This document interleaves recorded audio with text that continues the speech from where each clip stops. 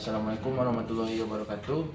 Perkenalkan, nama saya Rahman Al-Fajri dengan NIM 220731111. Di sini saya akan melakukan observasi sebagai syarat wajib mata kuliah Teknologi Ototronik dengan dosen pengampu Bapak Wagino. Di sini topik observasi saya yaitu engine diesel common rail atau common rail pada mesin diesel. Common rail pada mesin diesel merupakan salah satu jenis sistem penginjeksian bahan bakar yang menggunakan pipa rel sebagai untuk menyimpan bahan bakar bertekanan tinggi sebelum diinjeksikan ke dalam bahan bakar. Untuk cara kerjanya di sini dari fuel pump dia akan masuk ke filter bahan bakar. Dia akan dari filter bahan bakar yang bertegangan tinggi tadi dia akan menyuplai masuk ke pipa rel.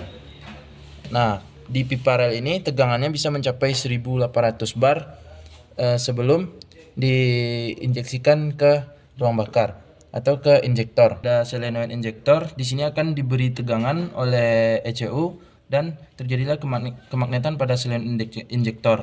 Pada injektor ini maka ada katup. Di sini katupnya akan terbuka karena gaya kemagnetan tadi, sehingga pada saat itu maka minyak yang bertegangan tinggi tadi akan terbuang. Di sini ada celahnya dan akan memungkinkan terjadi pada jarum pada injektor ini dia akan terbuka, sehingga bahan bakar tadi akan langsung masuk ke ruang bakar sesuai dengan urutan sistem pengapiannya. Untuk komponen dari sistem common rail ini yang pertama yaitu ada tangki bahan bakar, yaitu berada di belakang, dan selanjutnya ada fuel pump yang berfungsi untuk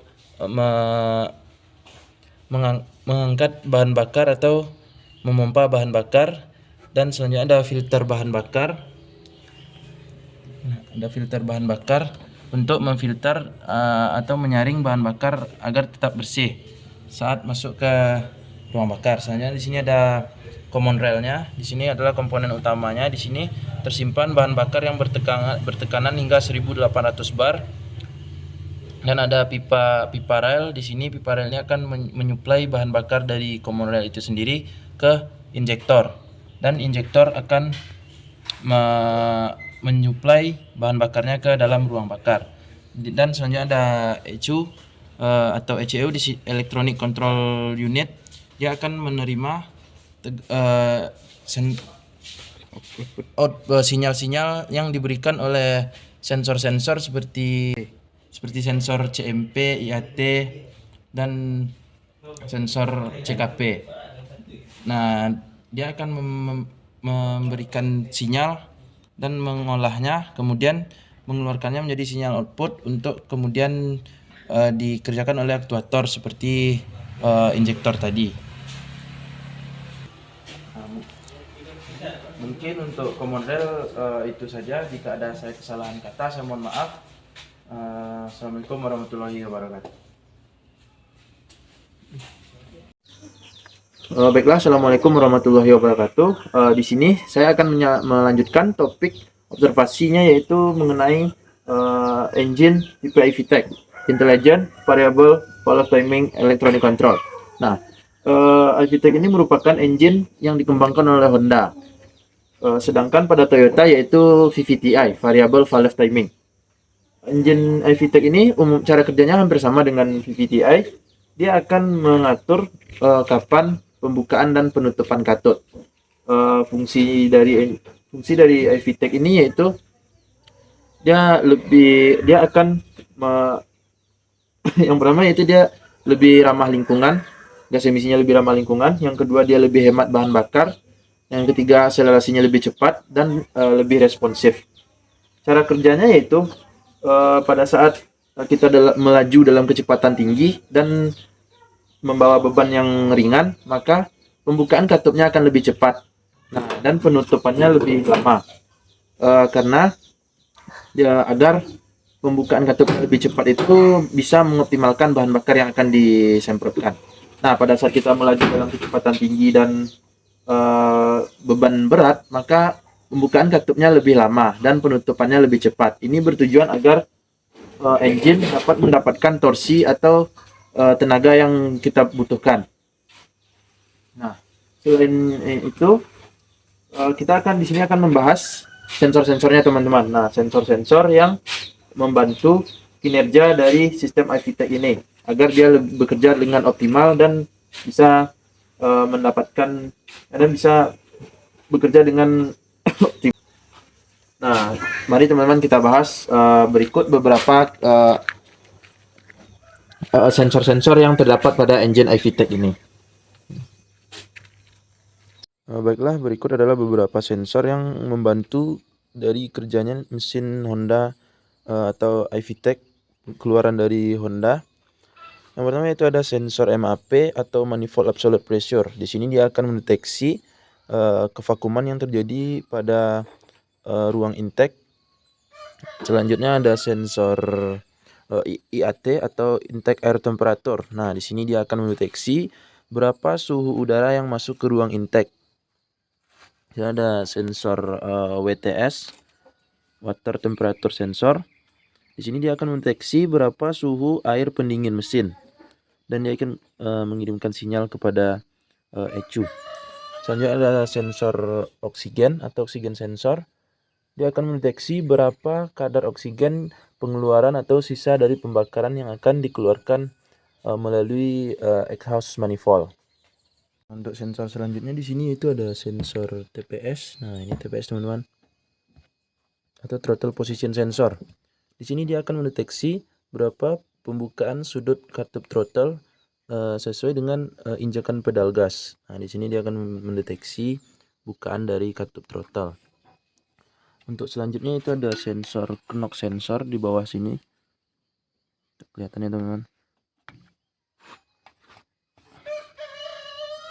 Nah, di sini.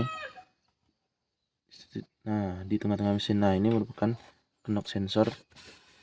Dia akan mendeteksi ketukan yang terjadi pada mesin. Nah, itu.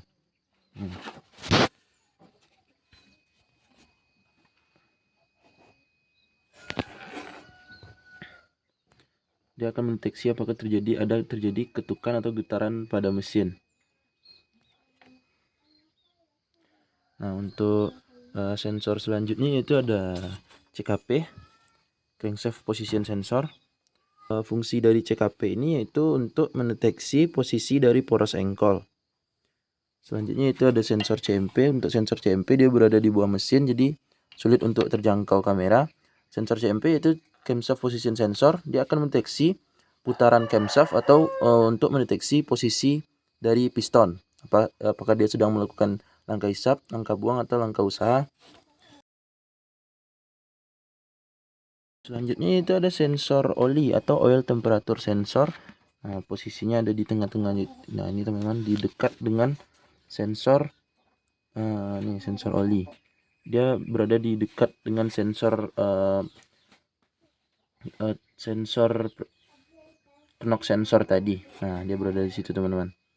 Nah, fungsinya itu dia akan mendeteksi berapa suhu oli pada mesin.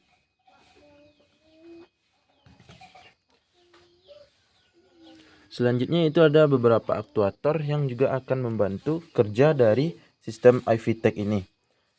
Untuk aktuator yang pertama yaitu di sini ada ignition, ada injektor. Injektor di sini teman-teman. Nah, ini injektor. Ya ada, karena ini mesin 4 silinder jadi dia ada 4 masing-masing 1 silinder. Nah, di sini teman-teman. Nah, ini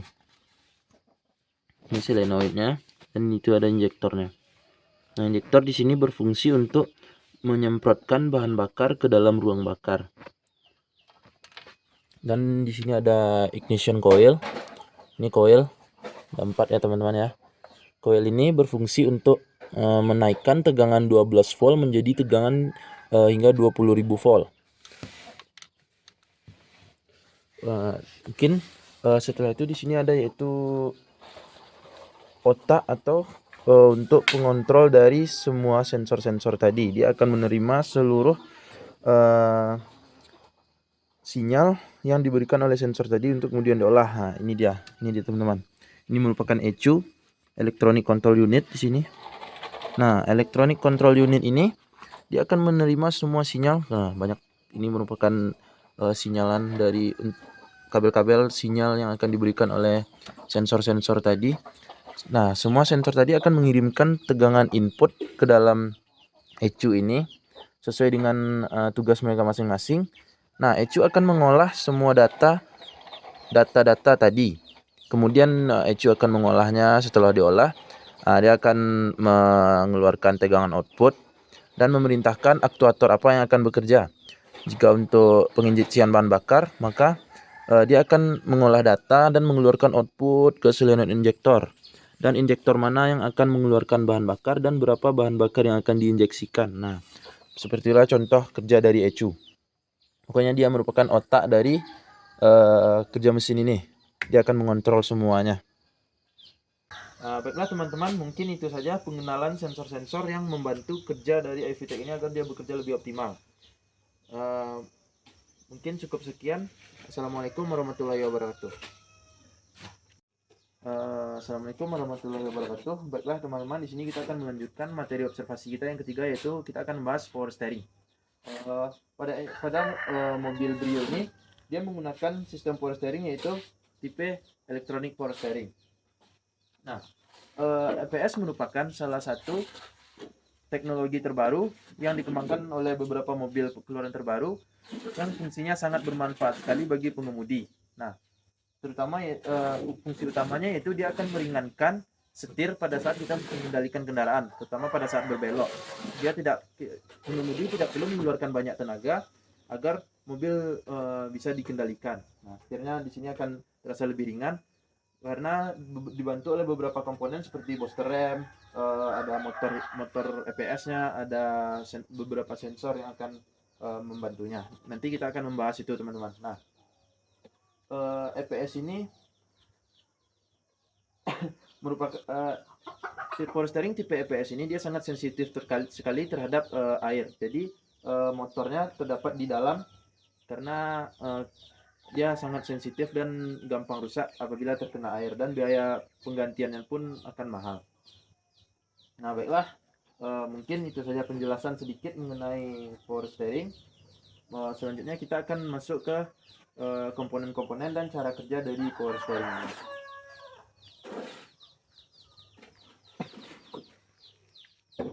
Pertama itu ada di sini steering wheel. Ini berfungsi untuk mengatur kemana kita akan, ini untuk mengendalikan kendaraan teman-teman. Nah, di bawah steering wheel di sini ada steering shaft. Steering shaft ini akan menghubungkan antara steering case dengan steering wheel. Ini teman-teman. Nah, selanjutnya kita akan masuk ke komponen mekanikal selanjutnya, yaitu ada. Nah, itu teman-teman. Komponen selanjutnya itu di situ ada boot atau karet penghalang debu agar debu tidak masuk atau kotoran-kotoran tidak masuk. Nah, itu teman-teman. Ada steering case teman-teman. Nah, steering case di dalamnya ada pinion yang menghubungkan antara steering kolom tadi. Dia akan menghubungkan ke sana di steering case itu. Nih, steering case teman-teman. Tidak terjangkau ya teman-teman. Nah, ini dia steering case. Selanjutnya yaitu ada komponennya, yaitu ada, nah ini tirut teman-teman. Nah, ini atau batang penghubung antara pinion dengan roda kemudi. Ini ada tirut teman-teman. Di sini dia ada kiri dan kanan antara roda depan, roda kiri dan roda kanan. Baiklah teman-teman, mungkin sekian saja pembahasan kita mengenai EPS. Jika ada kesalahan kata, saya mohon maaf. Assalamualaikum warahmatullahi wabarakatuh. Baiklah teman-teman, selain 3 materi tadi, di sini kita juga akan membahas sedikit mengenai ABS, yaitu Anti Lock Brake System. ABS merupakan salah satu teknologi yang dikembangkan di beberapa kendaraan yang fungsinya sangat penting. Itu merupakan salah satu fitur keselamatan atau keamanan pada kendaraan pada masa kini. Sistem ABS adalah sistem keselamatan yang mencegah ban terkunci atau slip pada saat berbelok atau pada saat melakukan pengereman mendadak yang memungkinkan terjadinya slip pada roda. Nah, pada komponen-komponen yang membantu ini ada beberapa komponen seperti booster rem, ada modul ABS, dan ada beberapa sensor. Beberapa manfaat yang akan didapatkan oleh mobil-mobil yang telah memiliki fitur ABS atau anti lock brake system ini, maka tingkat keamanan lebih tinggi dan mengurangi risiko kecelakaan, dan kendaraan lebih terasa nyaman dan tidak akan atau lebih mudah dikendarai. Nah, untuk cara kerjanya, pada saat kita melakukan pengereman mendadak, nah pada keempat roda ini dia terpasang masing-masing salah satu sensor kecepatan. Nah, sensor itu dia akan mendeteksi apakah ada salah satu roda atau kemungkinan roda akan terkunci. Jika ada salah satu roda akan terkunci, maka sensor tadi akan langsung memberikan sinyal teman-teman kepada ECU. Nah, di situ ECU akan mengolah datanya, kemudian langsung memerintahkan motor atau katup ABS untuk